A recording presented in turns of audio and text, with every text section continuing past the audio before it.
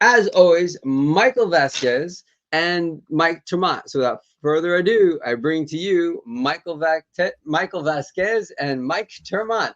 Hello, guys. What's going on? Hey, guys.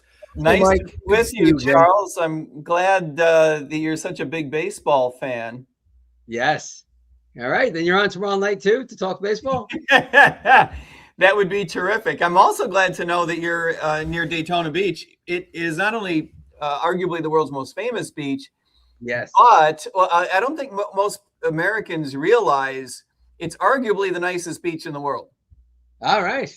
All right. Well, you're winning fans over here. That's for sure. Well, the Florida East Coast is as nice as beaches get. And I have been to a lot of beaches around the world. You know, locals think that their beaches are the cat's meow, and they just don't stand up to Florida.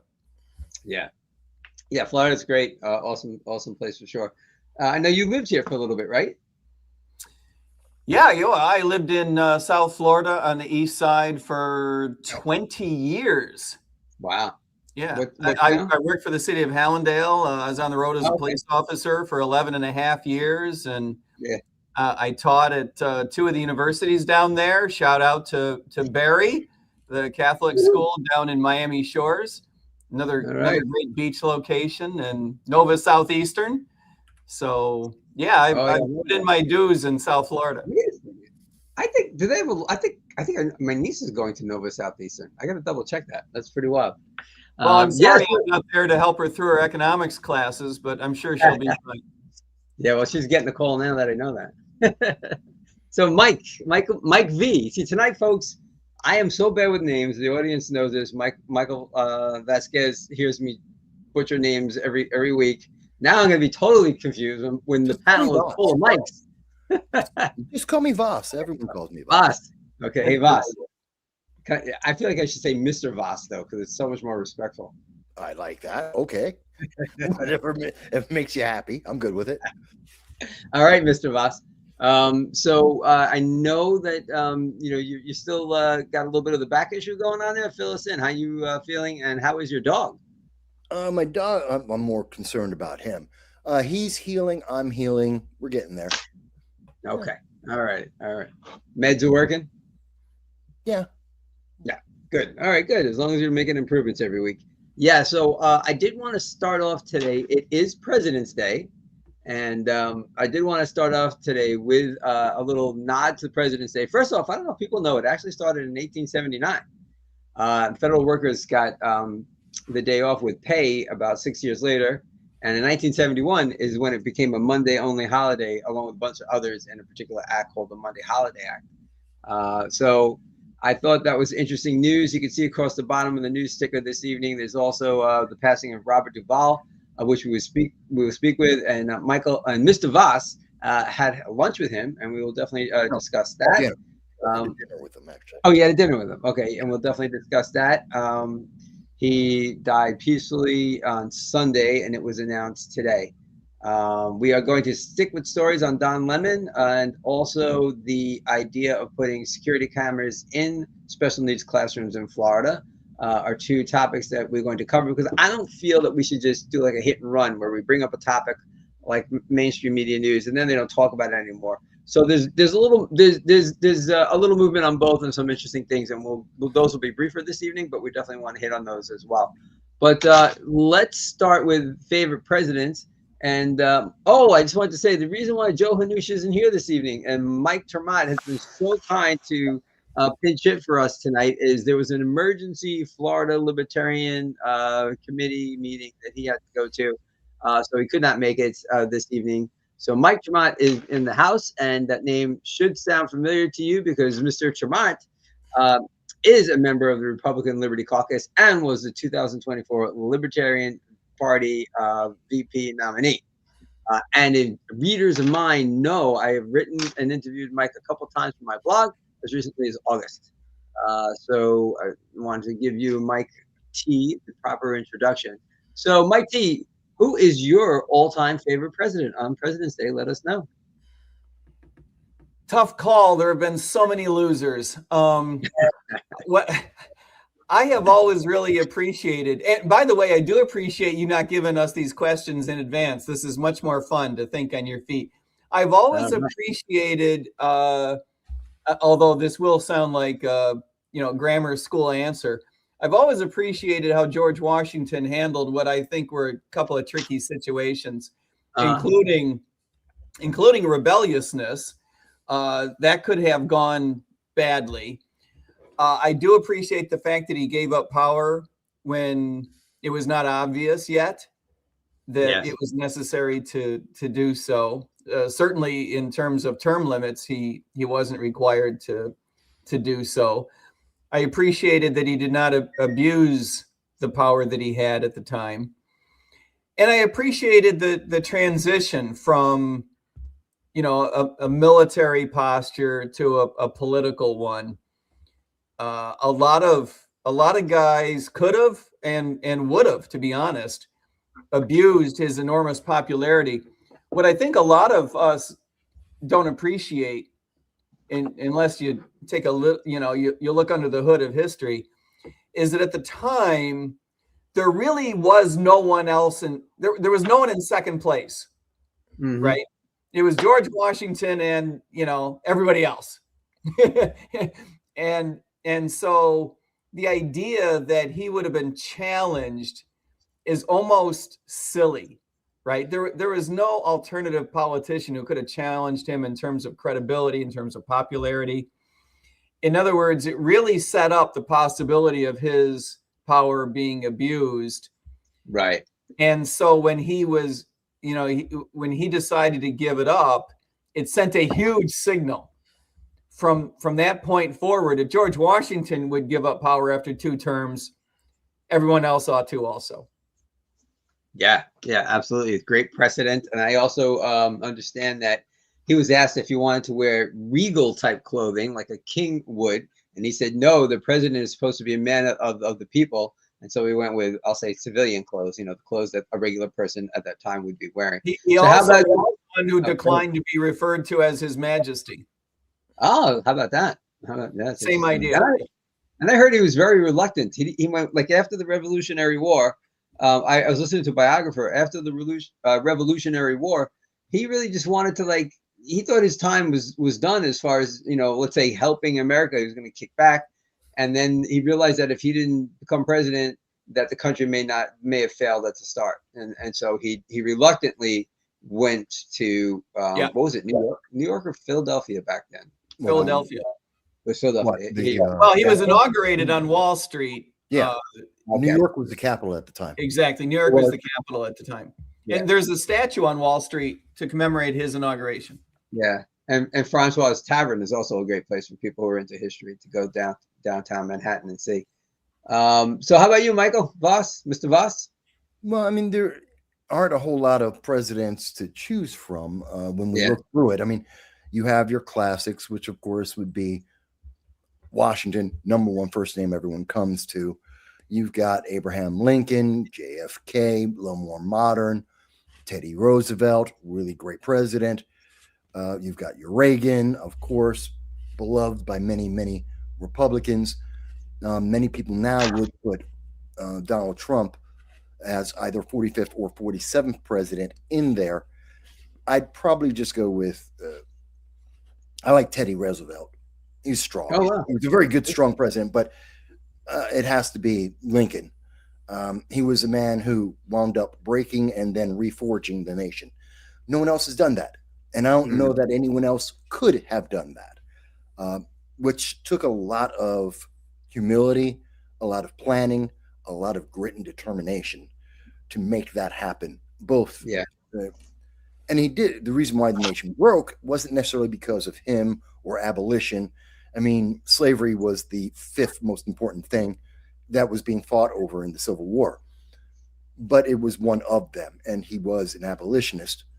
But look at all the issues he had to deal with. We were at a cross point in our nation. We were fracturing, kind of like we are now, more on economic issues than it was on socioeconomics, but a little bit of both. And he was able to forge a path forward with a vision and a plan that has lasted till today. That's pretty damn admirable for a nation that was still a neophyte nation. I mean, we were still finding our feet. I think people think of him for the wrong reason. They're like, oh, well, he freed the slaves. Really, that wasn't the important thing. And that wasn't the primary thing. It was the fifth thing on the list of things he was trying to do. And the reason why he did it, a lot of people don't realize this. A week before he had the Emancipation Proclamation, he, at the time, was writing in the newspaper of note. It wasn't the New York Times at that point. It was another newspaper. And he put in his editorial, and his main focus was whatever it takes to keep this nation together, he was going to do. And as part of that, slavery eventually was going to be a bridge that had to be crossed for this nation to exist.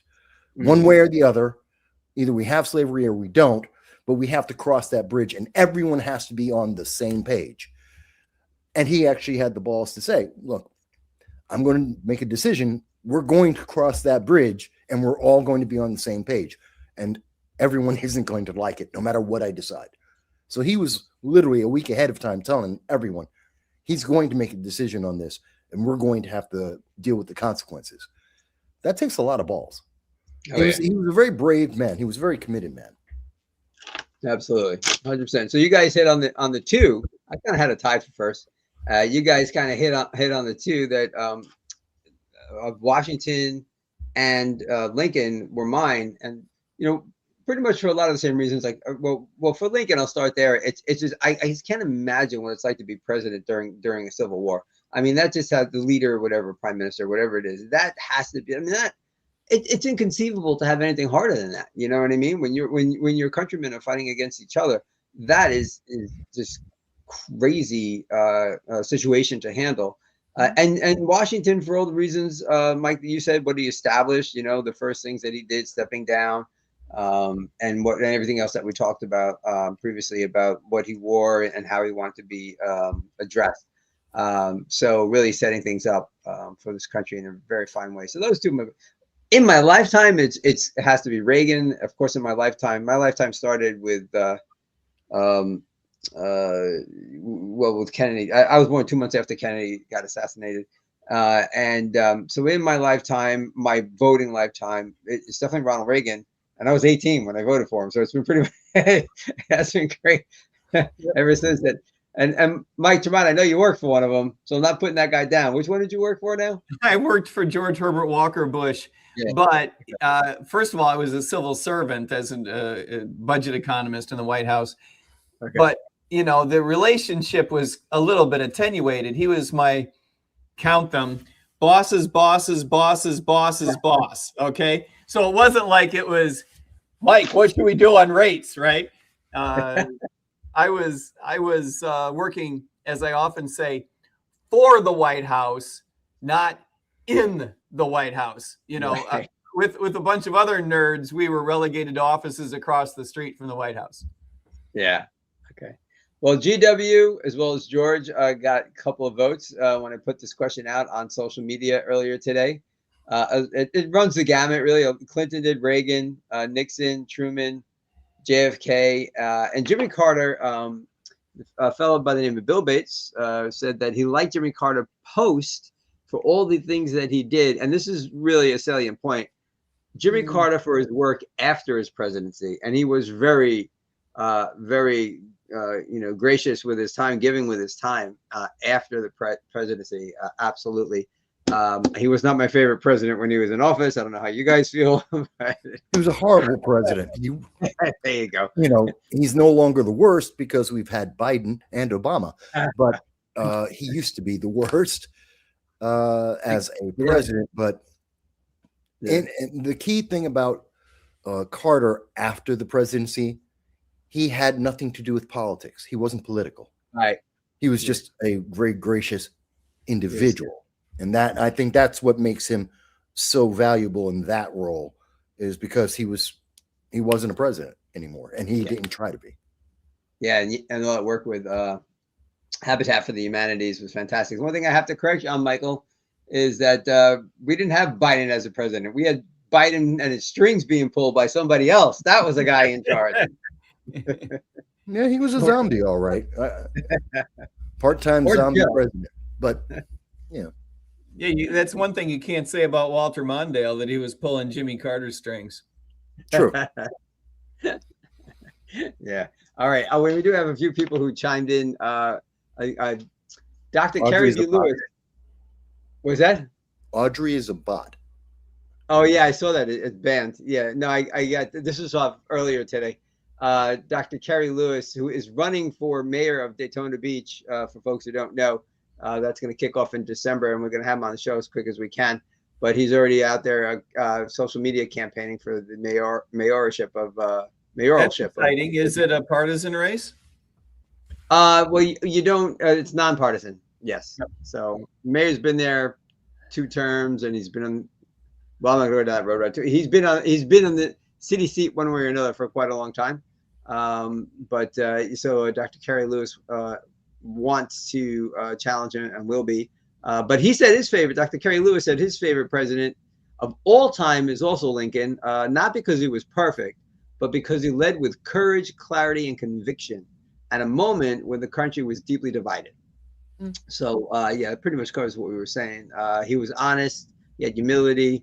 He had moral backbone to guide a country through its hardest storms. And I got to give a shout out to Lourdes Gonzalez. Lourdes Gonzalez has tried to get her comments on, and for some reason they're not coming through, but she commented her favorite president. Pretty much, she went back and forth between Republicans and Democrats. President Kennedy is one that she mentioned. Clinton is another. Life was cheap back then, she said. Easy, good, fun. The country as a whole was really happy, and we'll never see times like those again. She said the Reagan years were pretty epic as well, especially with the fall of the Berlin Wall, which of course Reagan had everything to do with, because he A, drove the Russian economy into the ground by restarting the arms race, and B, stood right there and challenged Gorbachev to tear down the wall. Nixon Watergate was pretty spectacular, I guess, from a 35,000-foot, view, if you're looking at it, right? It was quite a scene.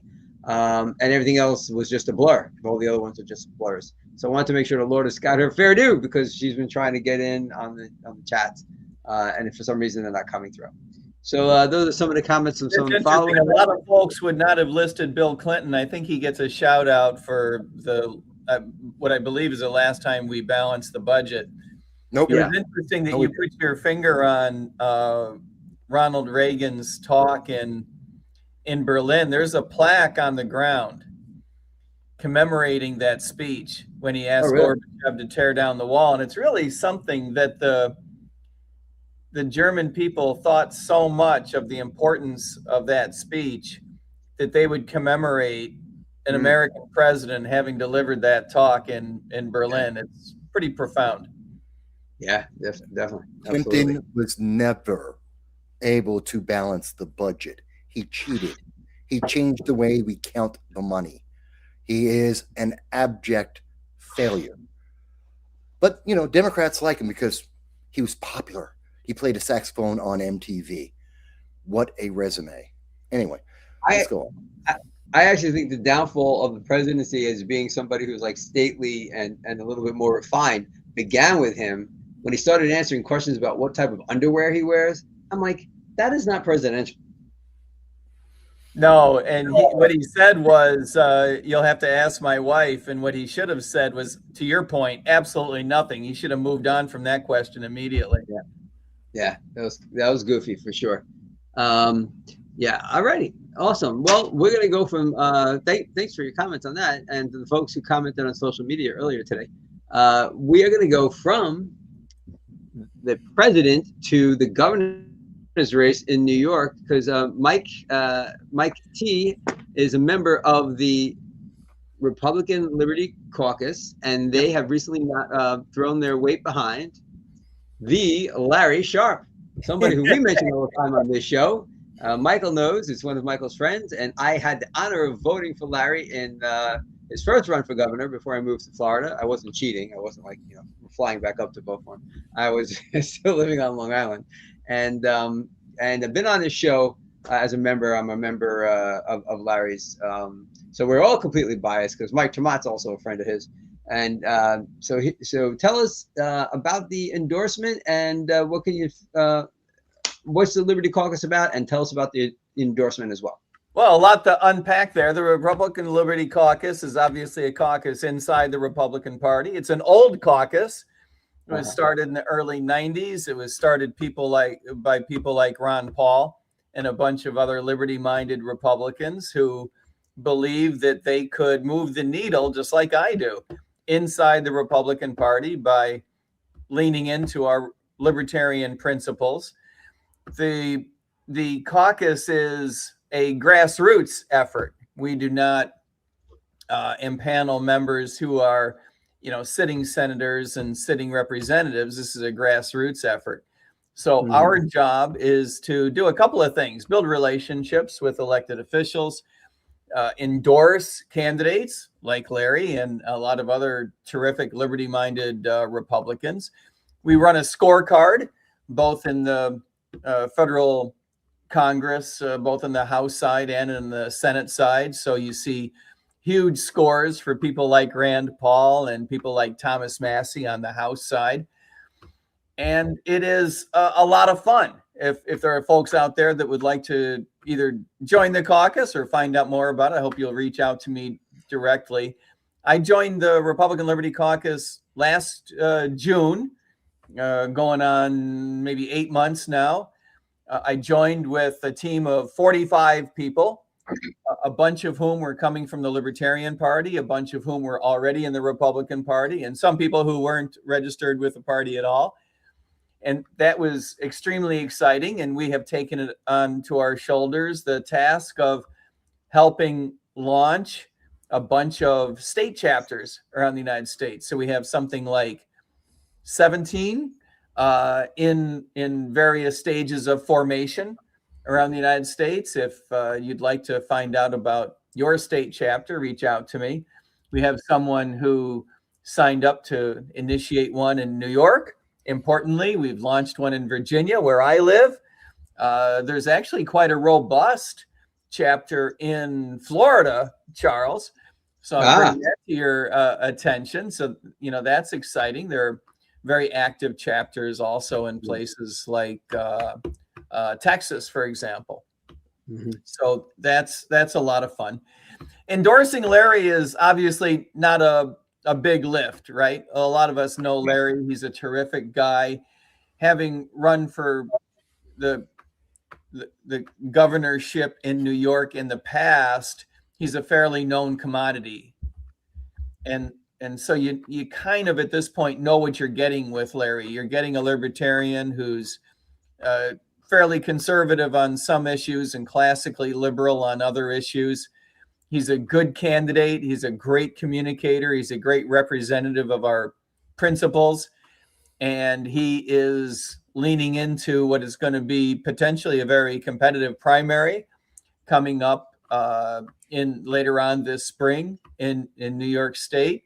And we're very excited to have made the endorsement, because the New York State chapter of the Republican Liberty Caucus is not really up off the ground yet, just getting started, right? Normally, the state chapter would make the recommendation, would make the endorsement for someone running for governor.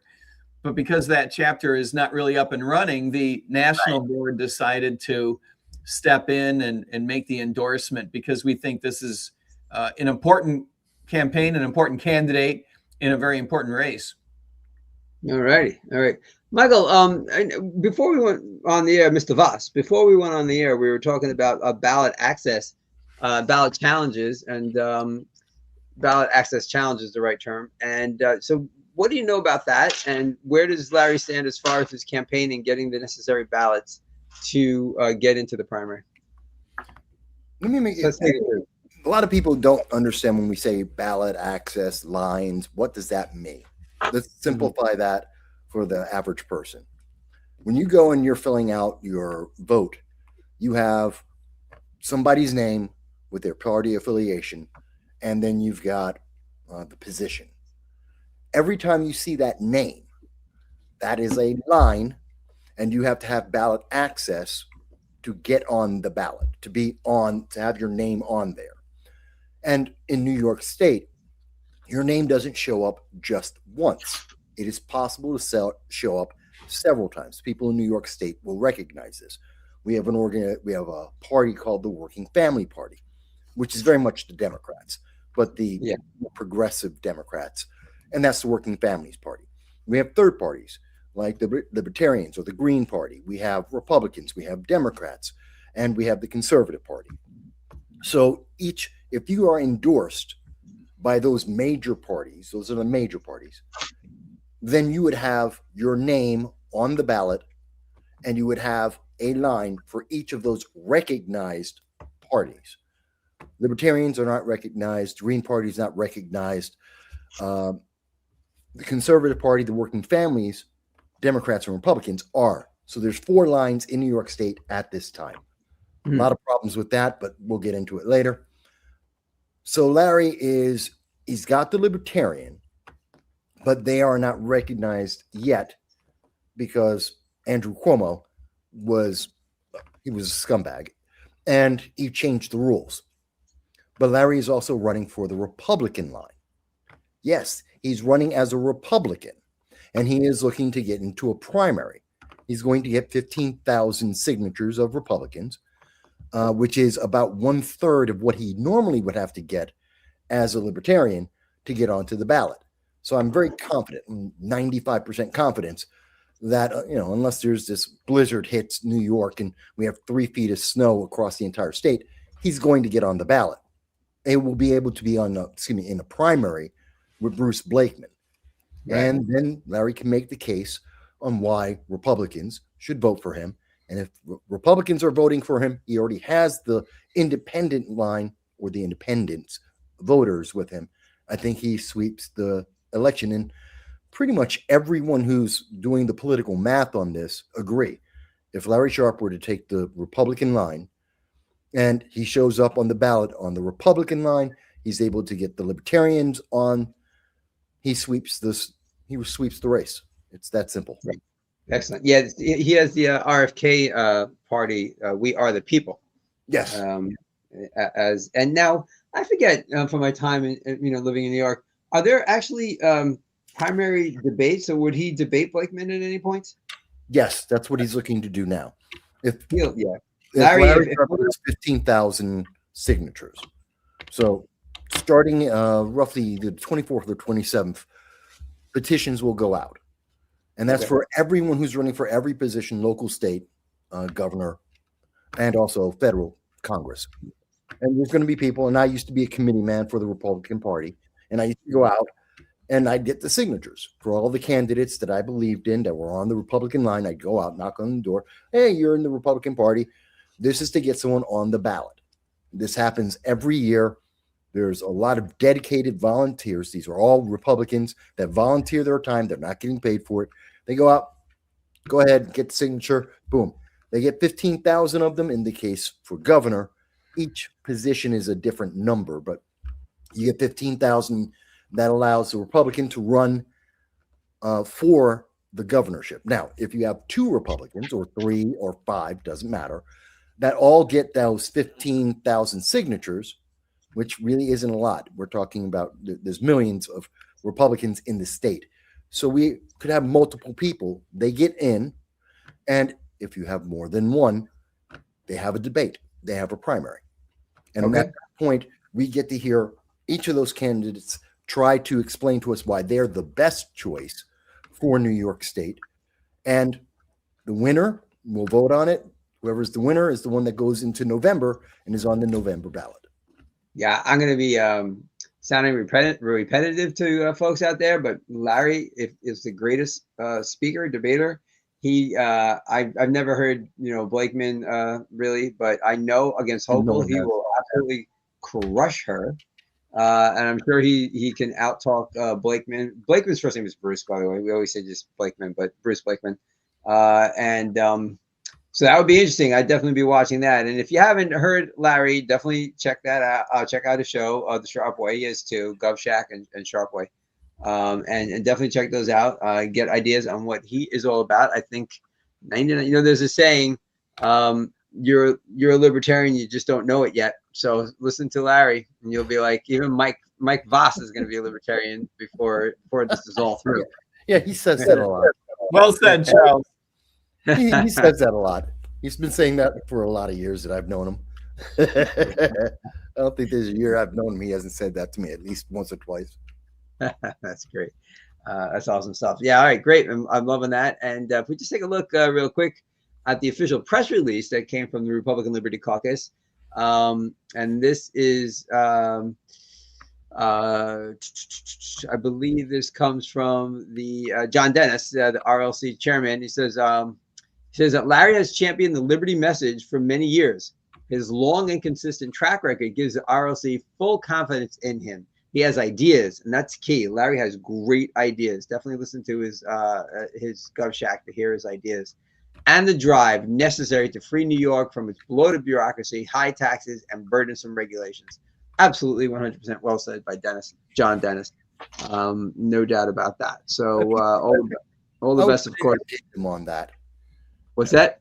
I would put an addendum on that. Yeah, sure. Go for it. Candidates for governor, there is only one candidate that has policy positions on all the major issues that people have been talking about across the state and has them available for public to review right this second. That's Larry Sharpe. Bruce Blakeman doesn't have a single position that he stands for, that he's willing to define. He says, this is how I feel, but he won't actually define what his solution is. He's just saying, trust me. Kathy Hochul doesn't have a plan because she keeps saying, trust me. And we've been seeing what she does for the last 4 years, 6 years actually, and she's failed. She has completely failed the public. So it's interesting that you have Kathy Hochul, who only has failures to show us. You have Blakeman, who has, trust me, bro. And you've got Larry Sharpe, who says, here's what I actually plan to do. Here's the policy. You may like it, you may hate it, but now you know what it is. And he's the only one who's willing to say that. That, I think, is powerful. Yeah, I agree. 100%. Yes. Ideas win people over. No doubt about that. And his ideas are great. And you go to some politicians' pages these days, and there's no policy whatsoever. And Larry's is full. He's got tons of policies up on his page. So for sure, I agree 100% with that. And there was another issue here. You know, I was just thinking, Mike, this is just off the top of my head. Did Florida, the Florida Liberty Caucus, come to an endorsement yet in the governor's race here? No. Whether they will or not, I don't know yet. I know that they have met with a couple of folks. I suspect that they will not make an endorsement. You mean pre-primary, right? I expect that they won't, but I don't know that for sure. They'll decide on their own. Okay. Yeah, you know, I was thinking about that, and it kind of answered the question that I had. That so the RLC doesn't necessarily throw its weight behind somebody all the time. Like, if they'll sit it out, like they don't feel any obligation to. Well, that's exactly right. And if it's a federal race, the national board will take care of it. But if there is a chapter in place, like there is a robust chapter in Florida, that is the organization that needs to decide whether or not they're going to make an endorsement in the gubernatorial space. Okay. Yeah. All right. Great. And one last thing on which, by the way, is a big selling point for joining your RLC chapter, because you really do have a terrific opportunity to weigh in and get to know your politicians in your state. Yes, absolutely.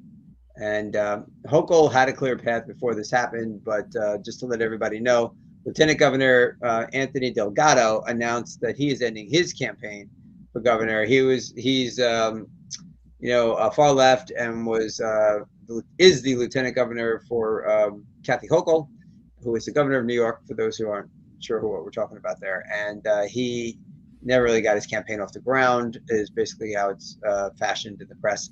So that is the only stumbling block, which is probably too big of a word for Kathy Hochul. There was no way that Delgado was going to win anyway. So, and I think that's the real reason he's out, is he just couldn't muster competitiveness. Right. Well, there's a few other things. Excuse me. Antonio is actually Antonio. Everyone gets that wrong. Antonio, who used to be a congressman for the New York 19th district. And when he had to go up against Republicans, he folded, ran away, and became the DEI hire for Kathy Hochul because it's a really easy job as lieutenant governor. No one knows what the lieutenant governor does. No one cares because they're useless. They're just there. They're always in New York State. They are there as a political, DEI. They're there to virtue signal and give women, people of color, a reason to vote for whoever's the front runner. That's all it is in New York State. It's kind of sad, but we need to do more with that spot. Lieutenant governor needs to be more important. Not only should the office be occupied by someone who can stand on their own 2 feet fairly independently with their own political base, but the way that they are selected needs to be more thoughtful as well. We need to get away from this idea that gubernatorial candidates dictate who the lieutenant governor candidates are going to be. Indiana is a role model in this regard, having made this decision a couple years back and separated out lieutenant governor, which is how we got an excellent lieutenant governor in Indiana in the form of Micah Beckwith. And I would like to see New York State develop a more independent track for lieutenant governor there too, to Michael's never point. Going to happen. As long as the Democrats have single party rule over New York, you will never see that happen. And literally, I mean, people like to complain, oh my God, New York's got this problem, that problem. There's a lot of problems you can point to. You can't point to one problem that belongs to the Libertarians, the Conservatives, the Republicans, even the Green Party. We have nothing to do with any of those problems. Democrats have complete control of the Assembly, the state Senate, the lieutenant governor, the governor, and the AG. We got nothing. We have no control over any of that. Every problem you see in New York, that came from a Democrat. And that's why they virtue signal, so that people are compelled to vote for them. Why would black people be willing to vote for Kathy Hochul when she's done nothing for black New Yorkers overall? Oh, because she has a black woman who's her lieutenant governor pick, just like Antonio Delgado is black and Hispanic. That's their reason to vote for her. That's it. And it's kind of sad that Democrats think so little of the public that they think, oh, I virtue signal, I'll get the votes. It's even worse that it's correct. That's the situation we have right now. Yeah. And just in case anybody is not familiar with a little bit of the immediate past when it comes to New York State, and Michael saying that every single problem is really at the feet of the Democrats. The last time there was a governor in New York that was Republican was Pataki, and it was 1995, I believe, when he won. 23 years ago. Yeah. So that's you got 23 years of Democrats running it. I mean, Giuliani was gone out of New York in shortly after. I don't know when his term officially ended, but it was shortly after 9/11. He had like 2 or 3 years left, right? And then he was gone. So it really is at their feet. But you could also say that Republicans just can't get their act together. And people. You got to blame yourself for not being better. And then. But the political strategy thing that I find really interesting, fascinating, when Larry becomes the Republican nominee and the Libertarian, of course, he's got the other ones, does he go Republican for his lieutenant governor to try to, be like throw a fig leaf out there, you know what I mean, and be like, okay, you got a red-blooded Libertarian on the top of the ticket. I'm going to give you the Republican here. Maybe he goes like state attorney general or something like that, but that'll be an interesting political strategy point. I don't know if anybody has any insight into that or not. He has to. It's not a choice. Yeah. It's not a choice. He has to, and not because of the party making him do it. It's not a deal. There aren't enough libertarians to fill the spots. Just a reality of the thing. There just aren't enough libertarians out there to fill all the critical roles that be needed. Yeah, that's true. So they have to work with the Republican Party, which is yet another reason why Republicans really should be voting for Larry Sharpe in this case, because he can win, and their access to infrastructure is a very good matchup to improve New York. That's pretty much the best way we can do this. So it's a win for Republicans. It's a win for Libertarians. It's good for conservatives. Democrats will be pissed off, but look at their track record. Let them be pissed off. They haven't gotten any solutions. Larry could be a very unifying force inside the Republican Party. I think he could be very good for the Republican Party. Whether our fellow Republicans will recognize that or not remains to be seen. Yeah. Well, let's see what happens. We got to break away from the leadership. There's a difference between the establishment and the rank and file. That is exactly right. Well, that's going to be one of those stories we're going to continue to follow. We have a few of them on the board that we're going to get to in a little bit. But Carrie checks in, Carrie Christopher, and about the presidents. And let me bring this bad boy up here. So she checks in and she says, wow, hold on for a second. Did I just not? Mike, you disappeared. Mike, you disappeared behind the comments. All right. That's okay. I'll be back in a minute. You can go ahead. Put her note up. I'll be back. You can walk around the block. Yeah. No, put it up. I'll even read it for you if you want. All right. You ready? We're going to get a read from Mike Tremont. Yeah, I'll read it. There are so many amazing examples of good presidents, but there's something to be said for living through an historical event, one that has never happened. My choice is an important example of the advancement of American civilization and society, legitimate progress that would have seemed an impossibility just decades ago.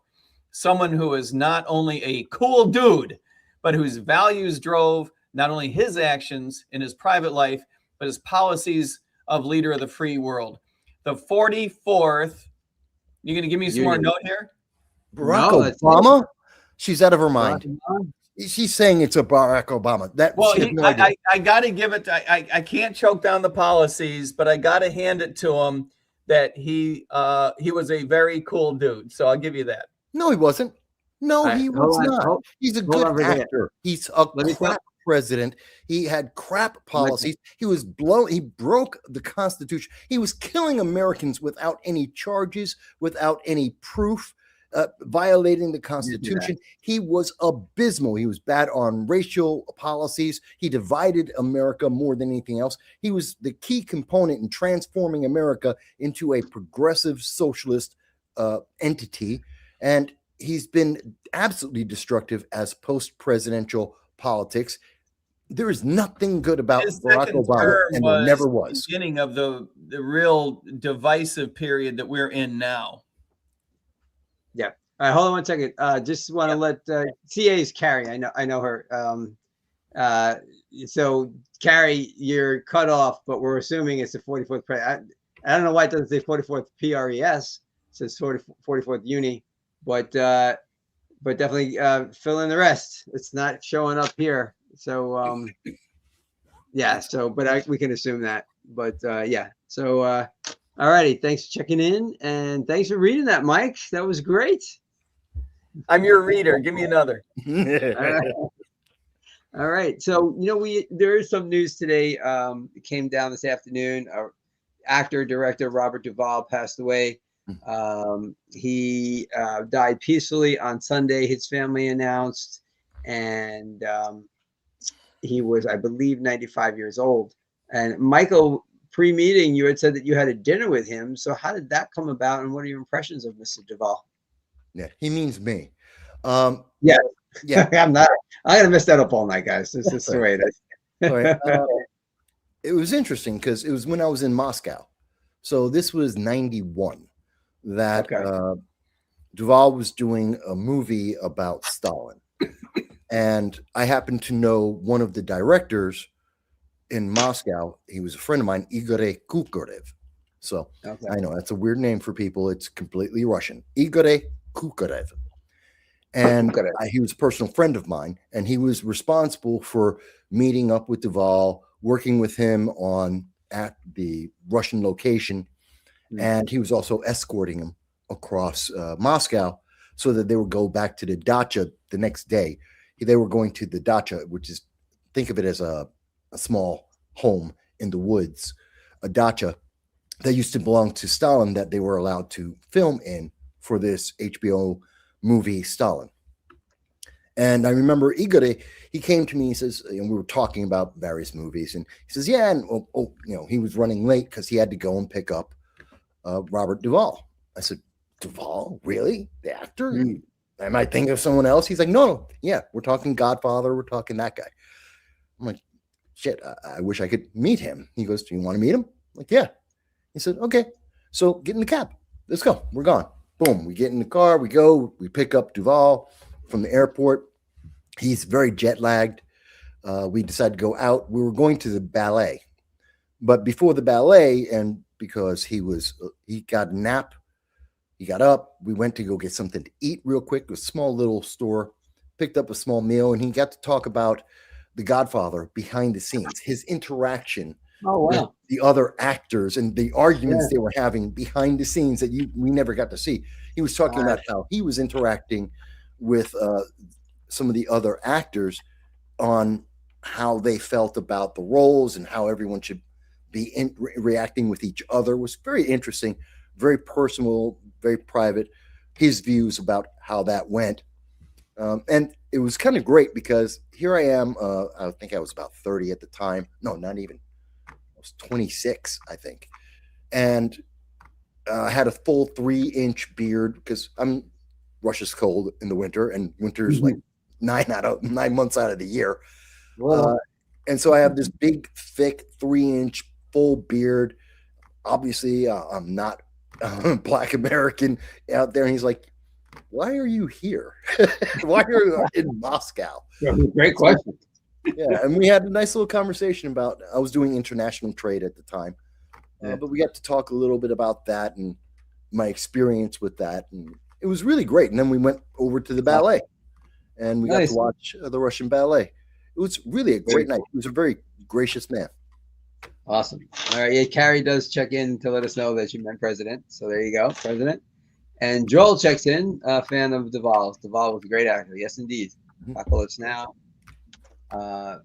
And quite a few others as well. And he was a director that was noted in the articles about him today, which I didn't know.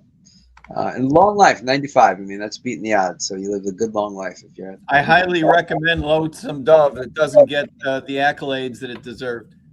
Okay, awesome. All right, folks, watch it. You come back next week and let us know. That's awesome. I actually read Lonesome Dove, which is a huge book, not surprisingly. And I read it after having seen Duvall play, one of the leading roles. And it was extra fun to read the book with Duvall in mind. Cool. Oh, yeah. That's neat. Yep, definitely. So the couple stories here, and I had said that I like to not be a news channel that's going to say a story and not do follow-ups. So we are following 2 right now at the moment, and one is the Don Lemon situation. Since the last time we got together here, he did plead guilty. Not guilty to all charges. Just to delineate those charges, Don Lemon was charged with conspiracy against the rights of religious freedom at a place of worship, and inquiring, intimidating, and interfering with the exercise of the right of religious freedom at a place of worship. I also want to note that a freelancer, Don Lemon's not a freelancer. He likes to call himself that, but in the true meaning of the word, the connotation of freelancer is not Don Lemon. Okay, but a true one second, Mike. A true freelancer is by the name of Georgia Fort, was also arrested. I want to put her name out there too. She should not be forgotten just because she's not as big as Don Lemon. And on similar charges, Don Lemon's charged on interfering with the exercise of religious freedom at a place of worship, conspiracy against the right of religious freedom. A lot of these fall under the FACE Act. So that's where we are right now with that story. I don't know if anybody has anything else to contribute, but I want to keep it front and center with us. He did plead guilty to all charges. And Charles, to your point, there were a bunch of others who were charged as well, but were not journalists. So it's extremely important to the journalists' cases that they separate themselves from the folks who would characterize themselves as protesters. Yeah. To the extent to which they get swept up in the same category, I think things will not go as well for them as they will go if they are able to make a real robust defense based on the fact that they were merely journalists. That's what they want, but that's not what happened. And we have the live streams to prove it.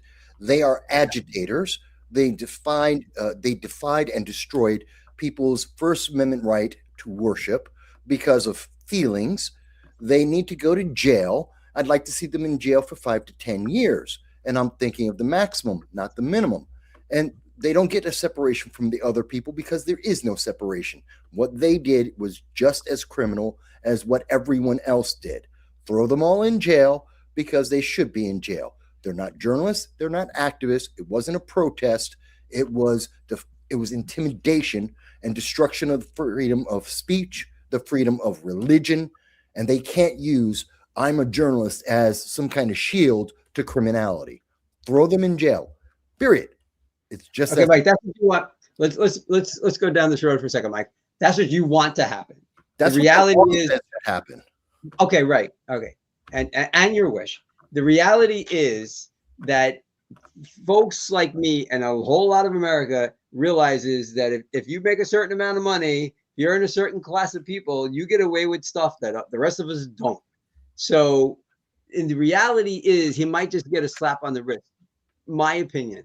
What do you think? Do you think it's going to be the vote? I know what you want, but when you're alone with your thoughts, do you really think that's going to happen to Don Lemon? They're just going to slap him on the wrist and say you can. And then because they can't turn around and charge for it, she'll get, because she was looped in with him, she'll get a slap on the wrist and let go too. That I would not be surprised and blink an eye if I heard that. What's your thoughts on that? Fine. They both get a fine. They go get probation for 5 years. Volunteer work. But that makes the point that they were guilty and that this isn't something that you can do and just have no penalty whatsoever. Yeah. They also, and if they do get found guilty, they also suffer the penalty of their loss of credibility within the industry, which is for what they do, which is what we do, even more valuable. They're no longer credible. So I think that's part of the reason why it's so important. But I don't know, Mike, you may disagree with me. I don't know. Yeah, it's going to hand the ball off to you, Mike. What do you think? Mike, I think that's completely possible. I would share a couple of thoughts. One is I don't think Don Lemon's money is going to be a factor here. He will get, a good defense that, you might not get from a public defender. So, it could matter. But I don't think it's going to be a huge factor. It's not like the government, the federal government is going to back down or be predisposed to cut him a deal or anything like that because they hate his guts, which doesn't bother me at all. But having said that, I think it's also possible. As a matter of fact, I would say there's a 51% chance that if this goes to trial, that he is not found guilty. The issue is going to turn, I believe, not on the behavior inside of the church, which you and I may find annoying and certainly interruptive, right? But I think that the facts that are going to drive this, that I don't believe have fully come out yet. I'm not suggesting I know, but the facts that are going to drive this are whether or not he participated in any of the planning. And that seems to be an open question. Certainly he was informed in advance. So, clearly possible that he's looking at some criminal liability here. But the real issue, I believe, a turning point for a trial may well be the extent to which the government is able to prove that he was in on the planning. Yeah, interesting. Definitely look out for that as well. Joel hits us up here and he says it's the just us system, not the justice system. 100%. That I agree with a lot of that sentiment for sure. The other topic that we're covering on a regular basis here when there's something interesting to report and it moves forward is the security cameras in Florida special needs classroom. And if you're in Florida, that's HB 859, officially called the Exceptional Students and Video Cameras in Public Schools. And Mike T, I don't know if you're aware, but a representative here by the name of Chase Tremont found out that one of his teachers, one of his children was in a classroom with a teacher who was involved in ASM, adult sexual, the M, I always forget the M stands for. Molestation. Nah, it's something else, but I'll look it up. But anyway, it's very similar to molestation. They didn't use that word. I'll look it up. But so he put this legislation through. There's a companion legislation on the other side of the house, on the House side. So it looks like it's going to happen. I've been down to City Hall and spoke to a few people. It's a regular gig of mine for folks out there who don't know Daytona Beach City Hall, and also up on my Facebook page, looking at all my followers and stuff like that, and asking them. And overwhelmingly, people want this. And me, last week it was me, Michael Vasquez, and Gabe Wozniak, and we spoke about this, and we all thought it was a really bad idea. But folks in Florida, they're on board. Everybody I spoke to, this is just one county, but everybody I spoke to in this county, Volusia County, main city, Daytona Beach, they all really like this. I would say 75, 80% of the people I spoke to are like, yeah, it's a good idea. We got to do it. We got to do it. So it looks like they got the backing of the people from my sampling, and it's going to happen. But I just want to let people know, boots on the ground reporting right there.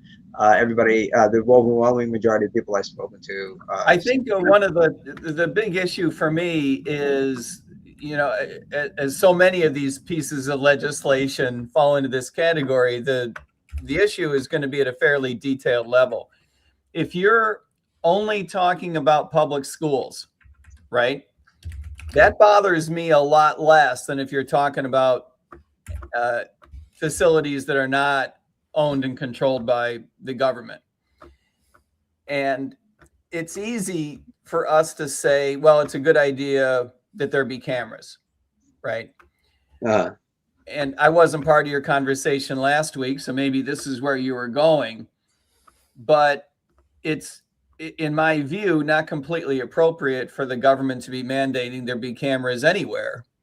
With, like I say, you know, if you're going to mandate that they be included in public schools, it's a little bit different feel to it. Now, having said that, even if you mandate their use in public schools, there become all kinds of control issues. You know, you don't want the existence of these recordings to be a vehicle for abuse themselves, for example, right? Right. Yeah. Nor do you want them to become a vehicle for abuse or intimidation of employees or families, and certainly the students. These are all concerning issues. So the control surrounding these recordings is really a critical issue that I think too often gets short shrift in these conversations. So there really are issues. I appreciate why they're popular, right? I'm a big believer in cops wearing cameras. I appreciate that there's a little bit of analogy there. It's not completely the same thing. Right. Gotcha. Though. Cops should be wearing cameras. That doesn't mean I think it's a good idea for the federal government to mandate for all police departments that, you know, the police departments order their officers to wear cameras. These have to be local decisions for a variety of reasons, including the politics. I think that it would be a great idea for private schools to have cameras in the classrooms, but those have to be decisions made by the individual schools. Right. Yeah, absolutely. Yeah, I don't like the mandates either. I don't like government mandating to put security cameras in classrooms. I think it's a good idea. Now, I kind of love everything on a local level, and I kind of feel like if I actually think, just to turn the screw a little bit more, that parents should be voting on the curriculum. Like they should be offered various curriculums, and whichever one the majority wants, whatever 60%, you know, vote yes for this particular. So with that in mind, I also think or elected school boards. it's the Republican versus straight Democratic model. Right. You could put things up to a referendum like that. There's a great argument to be made for that. Good for you for thinking of it. But this is the way that school boards are supposed to work. The school boards are supposed to represent the interests of the communities and the parents especially, and make decisions that reflect what it is that the parents want to see in the schools. Yeah. Well, what do you think, Mike? I was going to bring you to him, Michael Vass. What do you think? Well, at the end of the day, the biggest question really is, does this work? Is it effective? Is a camera in a classroom effective at protecting the children outside that classroom? The answer is no. Since the answer is no, and the answer is always no, yes, it can help you with punishing someone after the fact, after the crime has happened, and now punishment has to be met out. Yes, the camera's great for that, but you can find that out 1,000 different other ways. So the camera's useless. Therefore, the mandate is useless. The waste of money. It's a waste of money. It's a waste of time. And it brings up many, many complications. Those that last week, Gabe Wozniak was bringing up the complications and problems that Chuck is bringing up, those that you're bringing up, Mike. We can find lots of problems with it. At the end of the day, is there any positive that equals or outmatches or outweighs the negative concerns? No. Why are we doing it? This is I suspect the answer will in politics. I suspect the answer in the long run will be a very affirmative yes. I think that the benefits will outweigh the costs, but these decisions need to be made at the school board level, and in the private sector need to be made at the school level. And I just don't think that the issue really is effectiveness. The issue is, as you put your finger on, the costs and risks that go along with that. Having cameras in place is absolutely an effective tool to make sure that people in power behave themselves better. Our experience with police officers carrying cameras bears this out. I think you're absolutely right. It's a balancing act, and those decisions need to be made at the school board level. These issues will get teased out over time. It may take 5 years, it may take 25 years, but over time we'll gain experience enough for people to make rational decisions. Okay. And by the way, for folks, I am going to have a school board member on Friday night, Volusia County school system, which is the same school system where this happened to the Trace Tremont and his son, which, as far as I know, nothing happened to his son physically. It was just a teacher in that classroom. She actually wrote a book. That's why she's coming on. I will actually pose this question to her and see what we can get there. Ask your guest who's running for mayor also. All these local folks, their opinions are going to be interesting. They may not have opinions yet. It may take a while. Yeah. Well, Carrie Lewis, if you're watching the show, make a comment on how you feel about this right now. That would be great. ASM, just to backtrack to that, it's adult sexual misconduct. That's what it stands for. And I want to catch up on some of the comments here, going back to protesting, and protesters are trying the Don Lemon story. Protesters are trying the on the press excuse to avoid getting arrested. And somebody who runs this great show called No Soundbites Allowed actually commented, and Mike Vass says, agitators always try to justify their crimes. It really works once and if arrests happen. What do you mean by that last part? And if arrests happen, what do you mean? It really works once to justify your crimes, and then what do you mean by that last part? If they rarely get arrested. How many times? Okay. Think of where these protests are happening, and then think of what we see often happen with them. In New York State, we've seen 6,000 protesters, which are actually agitators, that have been arrested for rioting in the second degree. Released, charges dropped. We've seen that in California. We've seen that in Portland, in Seattle. We've seen that in Colorado. Over in Boulder and in Aurora. We've seen it in Austin, Texas, and to a lesser extent in Houston, in upstate New York, downstate New York, Chicago, Boston, Massachusetts. We've seen it in all the blue states. They just release them. Mm-hmm. They don't actually arrest them. That's the problem. That's one of the problems. So that's why it's if. Folks, I just want to remind you, if you like the conversation this evening, we do this every Monday evening. Like, comment, and share. If you care, you will like, comment, and share. And make sure to subscribe and become a part of the tribe. What happens when you become a part of the tribe and you subscribe? You find out that the show is going to be on. You'll get notifications that we're here. And then you'll race to your computer or your phone and watch. So definitely like, comment, and share, and subscribe. I really appreciate it. And we'll get the word out on what we're doing every night of the week. I also want to note that every night of the week is a slightly different topic. We don't do news every night, like tomorrow's baseball and so on. I got the Board of Ed author coming on. I have playlists on YouTube for all these different areas. So you can just go to the YouTube. It's actually the landing page on YouTube. So if you're interested in news, boom, there it is, and so on all the way on down the road. So that should keep it a little bit more straight for folks and what their main interest is. But our conversations go all over the place, and sometimes, you never know. I talk to people about education, and we start talking about travel. So it's always good to check in and see what we're talking about.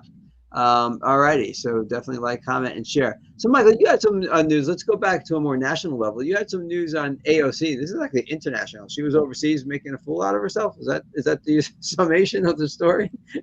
Actually, yes. Okay, next topic. You nailed that in one, but then again, we got to handicap that because it's AOC, so really didn't expect much.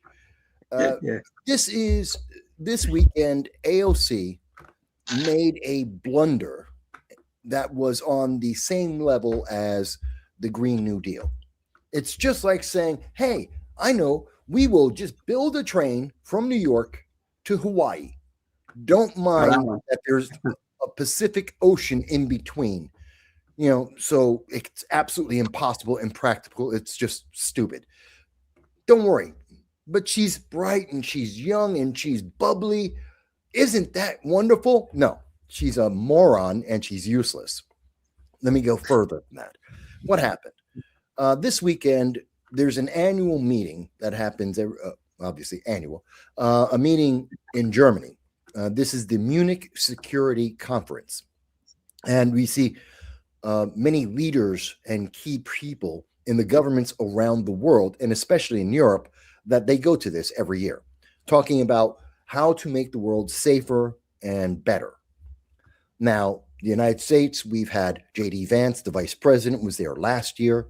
This year, we had Marco Rubio, Secretary of State. He was speaking about how to defend Europe, how to bring down some of the tensions we see, talking about some of the aspects of Ukraine and defending NATO. So these are top-level major issues that everyone is paying attention to. It's very important. And then AOC went. By the way, I don't know who paid for her trip. I believe, and this is my guess at this moment, she actually had the taxpayers, her constituents in the New York 14th district. A bunch of Americans in Queens, New York, paid for her to go to Germany to tell people what a congresswoman thinks about international politics of governance. No one there knows who AOC is, and they don't care because she knows nothing. Now, it's worse. AOC was asked the most basic, bottom of the barrel, easy pass that you could possibly have in politics. It's real simple. She was asked by internationally credible news media agents, I believe this was Deutsche Welle's news team, that's the news of Germany, asked, do you support, or what would you do if China were to invade Taiwan? This is a basic, simple question. The policy of the United States has not changed on this ever. It has been the same standard answer, and every president, no matter what they believe, can all answer the same thing. Well, we have agreements with them. We would try to defend them, but of course, we don't want this to get to that point. We would be negotiating with China to prevent that to happen. It's basic. I can answer this question in the middle of my sleep at any time of day or night. I mean, it's a nothing. Yeah. So they gave her the easy out. She couldn't answer the question for 45 seconds. It took her 45 seconds to answer the most basic question in international politics. That is embarrassing. She then fumbles it because she's trying to figure out what she's supposed to say about it. She has no idea. She doesn't even know that Japan is absolutely critical because Japan's building their military. In fact, the Prime Minister of Japan, Miss Takeichi, she actually just won a vote of confidence in her government because she threatened China and said that if China actually goes through with their promise to invade Taiwan by force, that Japan would see that as an act of violence and an act of war, and that they would take action militarily. This is one of the reasons why they built up their brand new military. She didn't even know that happened. She is useless. Why did she do this? Real simple. She's trying to figure out, should I run for president or should I run for Senate? And the answer is president's off the table forever. And the Senate, if people are smart, if they found out about this, they should never vote for her. She is an idiot, an imbecile. But you guys tell me what you think. No, well, I tell you, my inside, I think she has the inside track. If Donald Trump, and hang with me with this, because some people don't really get all this. Donald Trump won based on a coalition that included African American men, libertarians, AOC supporters who voted for, and independents, right?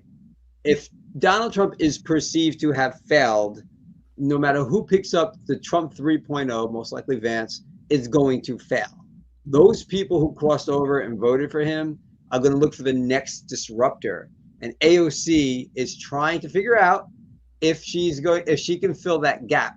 And if she can, the ones who voted, her supporters who voted for Trump the last time will go back to her. Libertarians probably more likely go back to being libertarians. But a lot of those people who crossed over are going to go back to the next disruptor and see if they can be the ones to make the change. So that's what I think she's feeling out. And the Senate, I'm not saying you're totally wrong, right? Because the Senate could be the fallback. She may be like, okay, I figured it out. I'm not ready to be president yet.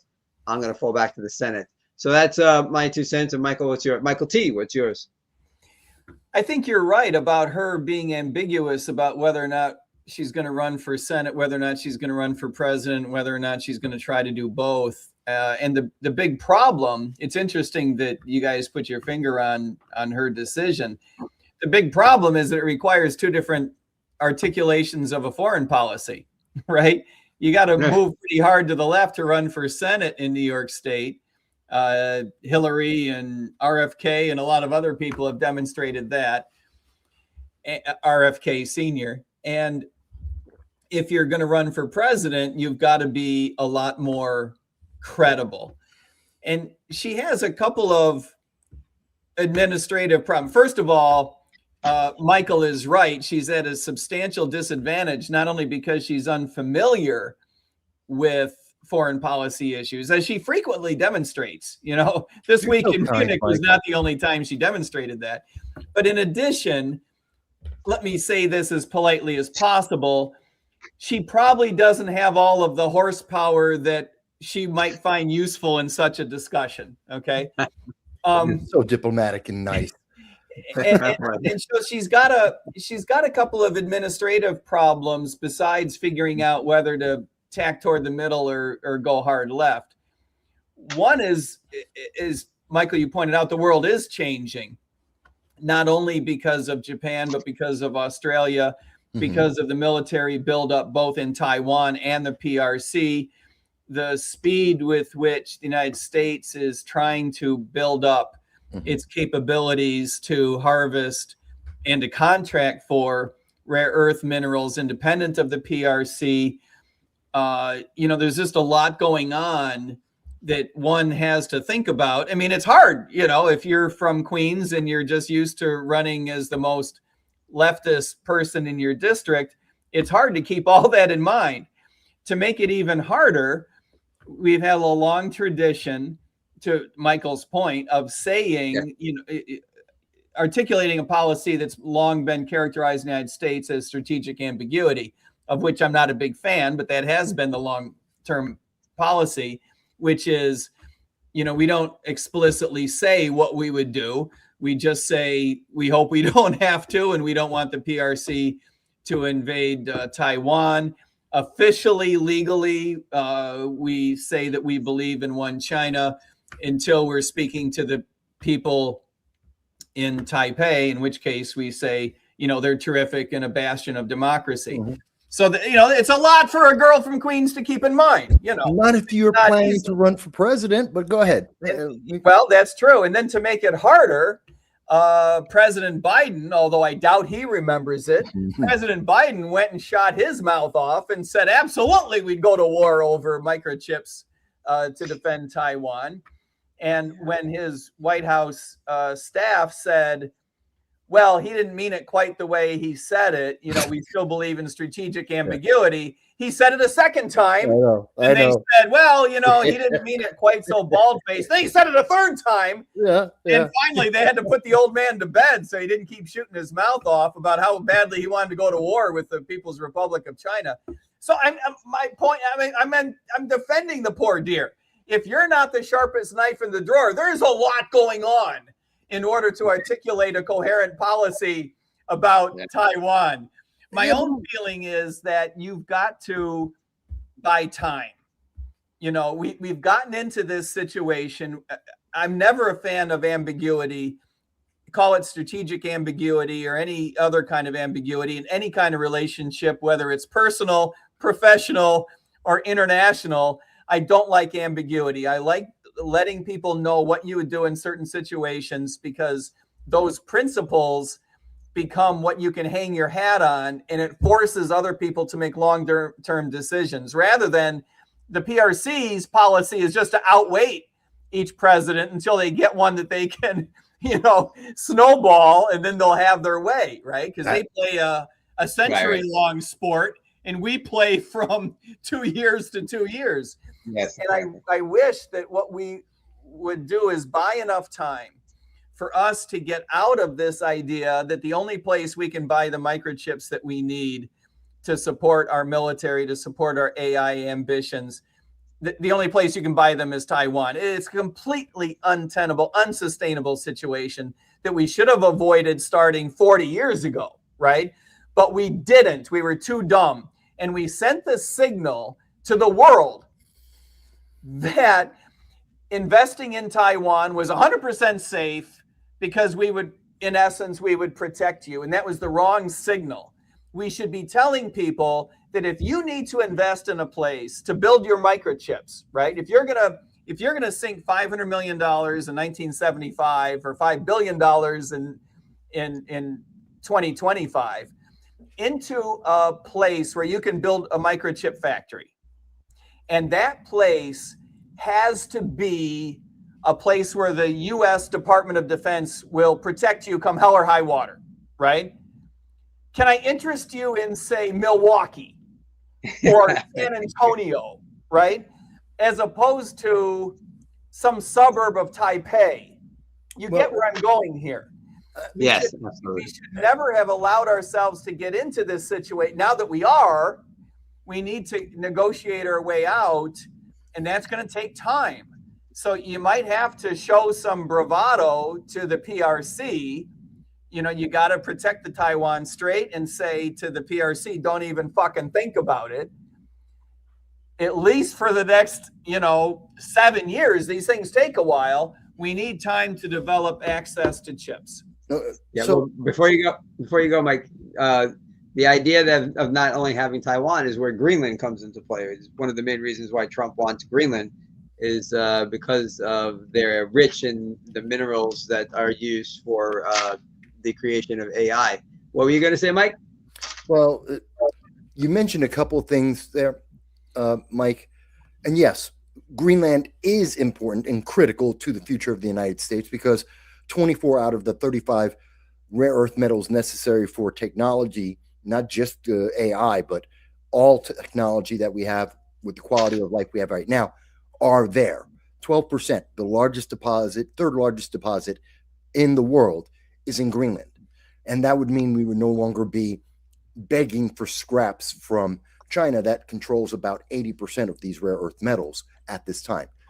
But see, here's the thing. Mike, you had a very articulate and very large understanding of the interconnection of the different countries, the different issues, and how this affects America, and that it's a long-term solution, not a short-term solution. No problem. I've been talking about these issues for, I don't know, a decade. And AOC, who is a member of Congress now for, what is it? She's been there since 2018. So she's been there about 8 years. She's in DC, surrounded by all these people. She's trying to make the case that she should be president or Senate, which still deals with international policies.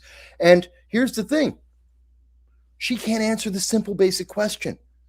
This is something, again, we rattled off a dozen different aspects of how this is affecting the rest of the world. And AOC didn't. Why did she go to Germany? That is so embarrassing for the United States as well as for her. I know that the Chinese Communist Party are absolutely going to dump money some way, somehow into her campaign and try and convince her to run, because they're going to have a party. You're going to see them, Iran, North Korea. You're going to see the Russians. Everybody who hates America in the world are going to be dumping money into having their spies and their people whispering in her ear saying, go ahead, run for president. Please run for president. We support you, because they will barrel over her because she's a moron. And she should never have any of these positions. We should call her out for how dumb she is and how badly she embarrassed America. She is not qualified. She is not capable. She is inefficient, ineffective in every aspect. You know how many bills she's actually passed as a congresswoman? 0. She's useless. And we should say it in that manner, because if she's not thick-skinned enough and she's not to be able to handle that critique, and if she's not smart enough to at least be on the same level as us to discuss these things, and let me make it even easier. As smart as me, Mike, you ran for vice president. You're way out of her league. You're way above her. She's not even capable enough to be able to handle my level of understanding, which I'd like to say is substantial, but whatever. Then why are we wasting our time with her? She's just an embarrassment. That is my opinion of that. You guys may disagree. To your point, Michael, I do believe that her trip is funded by her congressional office budget. They get a certain amount, as you know, they get a certain amount for travel. My understanding, I'm no expert on what the rules are, but my understanding is that these rules have been fairly liberalized over the past couple of decades, that you can travel, darn near anywhere, as long as you haven't run out of your money. You can travel darn near anywhere. And I also suspect that she would be able to tap into campaign funds if she had to, or otherwise raise private funds. So, she's certainly not paying for it herself. Let's put it that way. Yeah, and we'll see where it goes and what she decides to do, and where else she shows up. There are telltale. She's giving away. She's not even hinting. You could just give away what her thoughts are and what she thinks she may achieve just by where she goes, because I'm sure that's not going to be the last one. She keeps on doing international, and also to see if she gets smarter with it. Maybe she has a good handler, and they're going to be like, look, you really dropped the ball on that one. You better learn geopolitics, and you better learn it quick. Hope springs eternal, Charles. I would say that it's more likely you're going to get her on your show. I'd have her on the show right now. Come on and defend yourself. Free and open exchange of ideas and of opinions. You will not be denigrated if you come on the show. That's for sure. I want everybody on the show. No, I'll denigrate her. You better not have either of them. It better be just the two of you. I would love to have the opportunity. And she's in Queens. I'm in the Bronx, but she'll never deign to talk to us because she lives in an isolated, walled-off, hyper-security complex. She's no longer around her constituents. She doesn't care. If you were her campaign manager, would you let her come on this show? No. What? Would I let her come on? Sure. Well, no. Campaign manager? Of course not. No. Michael, would you go to the shreds? She'd get ripped to shreds. Go ahead. Why don't you go to one of her town halls?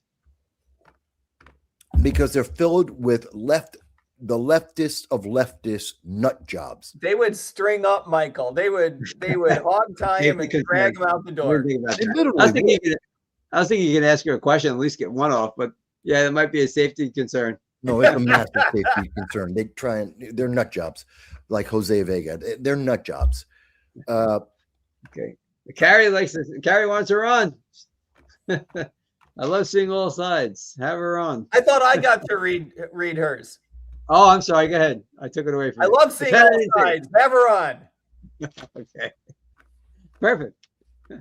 Hey, if she can't handle me, if she can't handle Mike, who's a vice president, and if the question is prestige, Mike was a national vice presidential candidate. I could give her some tips. Exactly. Right, so this is a qualified enough panel to be able to talk to AOC, the box of rocks that she is.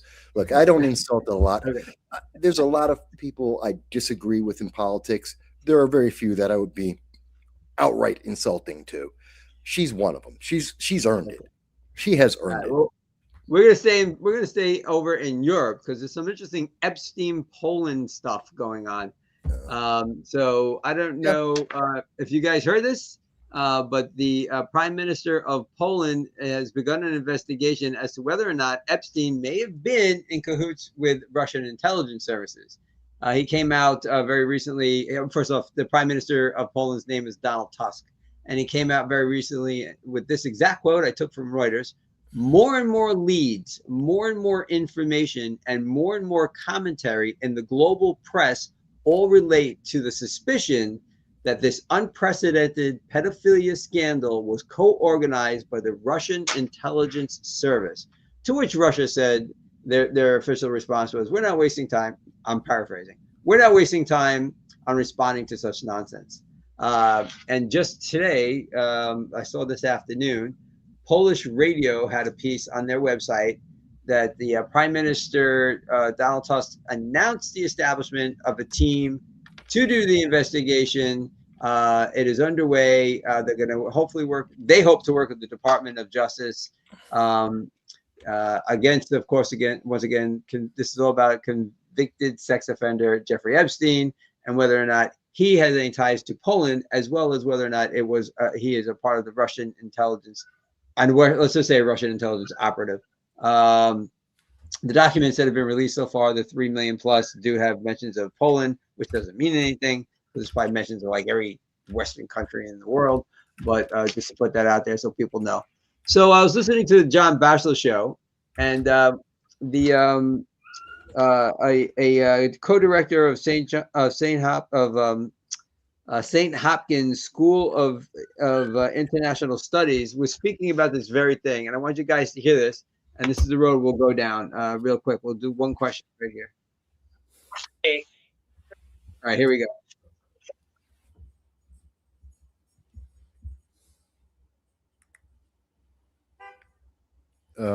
Not hearing anything. Oh, you're not hearing that? No. Oh, okay. Is it something I can read for you? No, but I have it right here. I have my backup. I don't know why that didn't work. Well, tell us the basic outline of what he said. Yeah, I am. So he said it's a strategic play by the Prime Minister because Ukraine's about to fall. So I'm like, what? Ukraine's not about to fall. Have you guys gotten that impression anyway that Ukraine's about to fall? Well, I don't know that it's about to fall, but it's in trouble, and I get the impression that the Poles are hedging their bet. And remember that the Poles have a lot at stake. And by the way, being from the most Polish city in the world, I want to say I have tremendous affinity and affection for the Polish people. And by that I mean Chicago. They have a lot at stake here. They had wanted to support Ukraine more than the American government allowed them to in the beginning. They have done more than other nations have done, both in terms of arms and refugees and threats and standing up. And they, as a NATO skeptic, I got to hand it to the Poles that they are the first to step up and spend as much money relative to their national income as they have in terms of defending themselves and defending Europe. So good for them. They speak with a lot of credibility. But given that they threw in with Ukraine hard and early, I think there are a lot of political minds in Poland that are worried that if Ukraine does fall, there's political blowback there that does not reflect well on the effectiveness of the government. So it's not just a matter that Polish politicians fear that a Ukrainian collapse is around the corner, but there's more at stake for the typical Polish politician than there is for most other politicians in Europe. Okay, so Michael Vass, let me tie this back into Epstein. Like, how does, if Poland were to collapse, and there's a lot of political, and that's a lot of political blowback on if Ukraine is to collapse, and there's a lot of political blowback on Poland, how does that even tie into to Epstein being a Russian operative, an operative for Russia? Like, how does that even tie in? Do you see that connection? What's the prime minister thinking? Kind of, but it's convoluted. Yeah. One, many countries, and this is not new news. Epstein was an asset for several intelligence agencies around the world. Which ones exactly, and which one was in charge of? Was he a double agent, triple agent? Was he working for everybody or just a few people? We don't know. But true definition of a freelancer. Back to our earlier conversation. But, exactly. And most governments had knowledge of what he was doing for many reasons.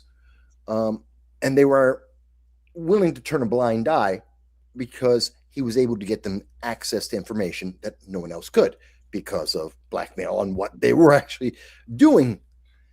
So Poland says this because it gives their leaders, because yes, Epstein was connected to their world leaders, the UK, Europe, I don't care which country. If they were someone super powerful, if they were powerful at the top of industry or politics, they were somehow connected to Epstein. They've met him.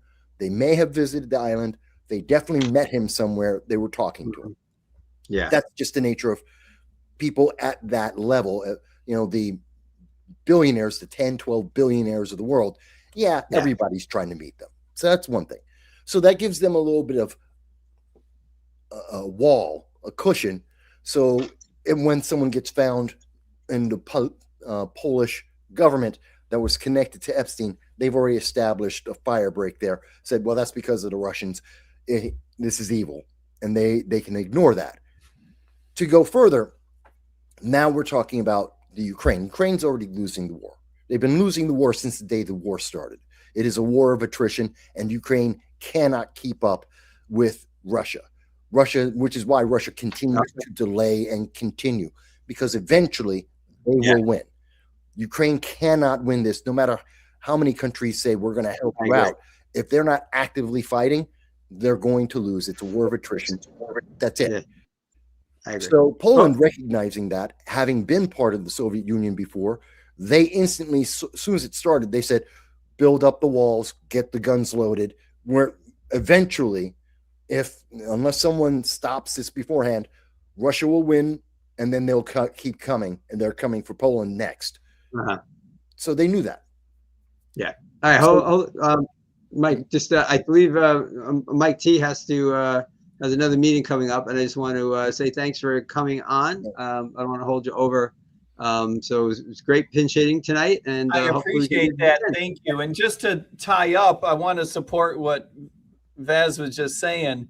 From the political angle, they need to build up their anti-Russian cred, right? If they want to stay in power, they can't afford to have Ukraine fall, the Russians on their doorstep, and looking like they're okay with this, right? They need to do everything they can to build up their anti-Russian cred. And this has fallen into their lap. I'm no fan of politicizing the prosecution process. And I have not seen the data, the evidence. I personally, I couldn't begin to guess whether this is credible, that it's likely that there's probable cause to pursue a prosecution or not. but it certainly smacks of politicization, but you get why, right? So, we all do. Thank you, Charles. It's been a great joy to be with you guys. I'm sorry that it's under the circumstances that Joe couldn't make it, and you just needed anybody who's been a libertarian and been from Florida, and I was the only guy you could think of. But I'm glad that I'm glad you thought of me. It's been a real joy to be with you guys. Yeah, it's been great. My 9 o'clock is with AOC. I need to ask her about foreign policy. That's where I get my good ideas. So I don't want to be late for that. That's great. All right. Well, tell him Mike said hi. Tell him Mike Vass said hi. Oh yeah. Well, I certainly will. I'll try to get her on your show. And listen, if there's any more of those comments you need me to read. Wait, there is one. Hold on, there's one more. It just came up. Give me one more. Oh, here we are. Are you saying they shouldn't try? Even every country gave in response to the possibility of losing. America would not exist. Now, this is a really important point. Interesting question. If the French, you go back 240 years ago, 250 years ago now, if the French had just looked the other way, how our revolution would have gone is anybody's guess, right? So we need to be sensitive to this. Yeah. But there is a sort of frustration here too, because the French did not play the same role that NATO and America did in Ukraine in the first place. And one of the things that we need, I think, to get used to in the modern world is that threat is policy, right? You can't say, well, I only threatened to something and that wasn't my policy. No, threat is policy.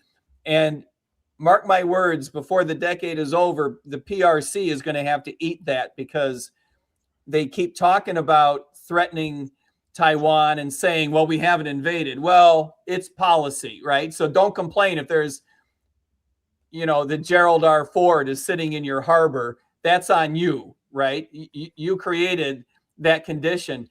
And we need to recognize that we created this, contributed to. I'm not letting Putin off the hook. He is an asshole of the highest order. But we contributed to the environment that suggested that the Russian people, famously and historically paranoid and for rational reasons, right, were afraid of NATO's mission creep, its appetite for expansion. It is not irrational as much as the Russian government has been one of the few governments on this planet that makes us look smart. So I'm not defending them, but the Russian government is not completely irrational for fearing NATO coming to their doorstep in the form of Ukraine. And so there is this frustration on behalf of libertarians and a whole lot of other people that wish this was handled differently in the 90s, and that we hadn't created this situation where we convince the Ukrainians to give up their nuclear warheads and we imply that we will protect them. And then we say, well, we're just kidding, but now you don't have any nuclear warheads. But we keep saying that we want you to be a part of NATO and threatening Moscow. And now they want to invade and we don't stand behind them. We don't let them have nuclear warheads. At some point, you got to say, we may have contributed to a screwed up situation. I'm not trying to say that means, we need to throw in $500 billion. I'm not saying that at all. But there is a frustration there that I think we need to own. As Americans, we need to recognize that we have not been all we could be. All right. We have, yes, there were some bad deals made in the past. That happens. We have different governments. We have different presidents with different policies and preferences. And most of our politicians are very short-sighted in the way that they make deals these days. That's a problem. Absolutely. The question is, what is our commitment equals what? We need to define what is the objective. It's one of our problems. It's like with Iraq. Agreed, 100%. It's like going into Iraq. What's the goal? What's our end point? Yep. We're fighting right now with the Ukraine. Okay, what's the end point? We don't know. Exactly. No, you're exactly right. And we've gone far above what we were obligated to. And I might argue we went far above what would have been smart to do. So right. And once we reach that point, once we define it, then the answer is, since we know what the end point is, if it's achievable, fantastic. If it's not, end it. Done. Bye. They're not our country. At this point, you got to say we're using the people of Ukraine to get to Moscow. And that's an ethical problem. I've been saying that I for think years. that's a big ethical problem. Yes. All right, I'm going to hop. Angie, I'm coming. I got to hop. Okay. She said thanks. There you go. All right, Mike T, thanks so much. How about you, Michael Vass? You got time, or is it time to No, I got to jump as well. All right. Okay, great. All right. Well, I mean, great show. Yes, it has been a great show. I definitely enjoy talking to Mike. I've interviewed him in the past, so it's always good to hear from him again. And always, Chuck, it's always great to have you. Just hearing your voice and hearing what you have to say about some of these things. Don't always agree with you guys, but that's okay. Yeah, exactly. That's why we have the conversation. That's why I love it. Yeah, it's the whole essence of this show on the Monday night show. And anytime I have a politician on, is it's non-judgmental. I mean, we have so many laughs along the way, like nobody's at each other's throats, and it's really the way it should be everywhere, frankly. And we're going to do it here for sure. So thank you, and I will definitely be commenting on your show throughout the week, as I always do, and watching live as much as I possibly can. No Soundbites allowed, folks. Check it out. All right, I'll see you soon. And everybody out there, I don't know where in the world you are or what time it is in your neck of the woods, but no matter the time, I hope you had a good time. This time, until next time, we will see you later.